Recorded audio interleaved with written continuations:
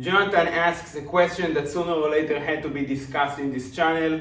He asks, what is the optimal body fat percentage for the calisthenic athletes? What are my suggestions?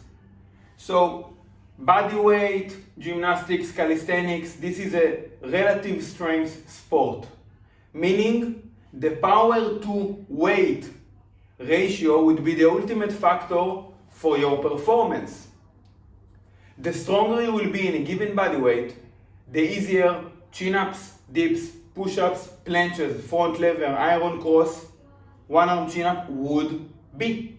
Simple as that.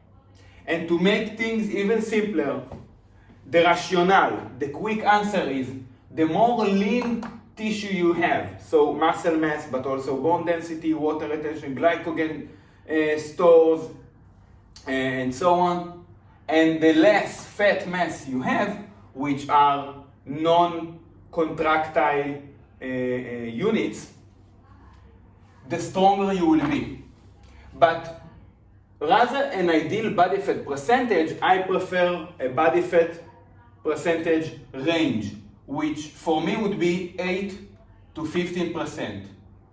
Different people have different body fat percentage set points, and also those set points can change. For instance, what 5 years ago for me was manageable was 15% body fat, and right now, due to years of practice, it is 12% body fat. And what right now feels manageable for me, maybe Jonathan feels completely comfortable with 8% body fat. And in fact, he has been maintaining that body fat percentage for years, hence its body gets accustomed to those circumstances, and it doesn't decrease his performance, and that's completely fine. But different people have different body fat percentage set points, so I prefer a range. If you are more than 50% body fat, I think that it will be advisable, recommended for you to ultimately go down to somewhere within that range that you are comfortable. And if you are within that range, I don't think that it will be, as important to go any lower than that as a strategy to even improve performance.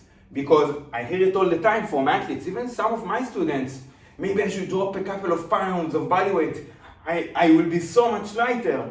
And yeah, that's the rationale, right? It sounds logic, but there's more to the equation than just having to move less mass.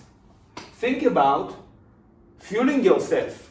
Maybe because you're trying to maintain such a low body fat percentage, especially if it's hard for you and your body fat set point is much higher than that, you're malnourished, okay?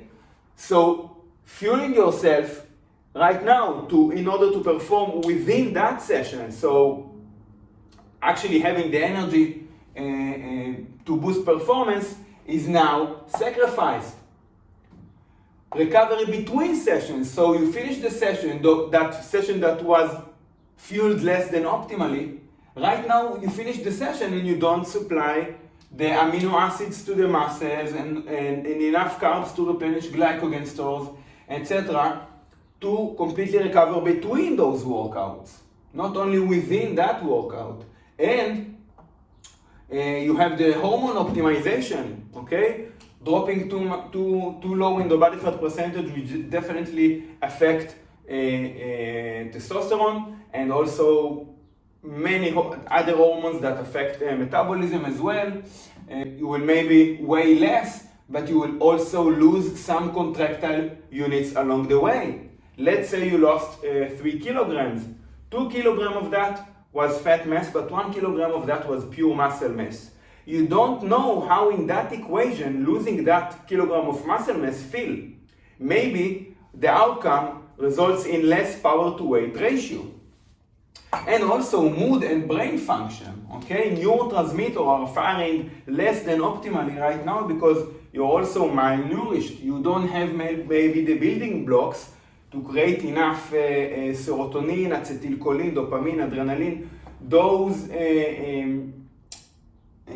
brain proponents that are so key to being focused, sharp, energized, other than hormones.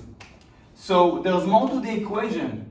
If you're within that body fat percentage range, I would advise you to just focus on actually being better through nutrition, sleep, programming, execution, tracking training, having a training journal. And if you're maybe higher than 50% body fat, ultimately you would want to strategically get within that range and find what's comfortable and sustainable for you.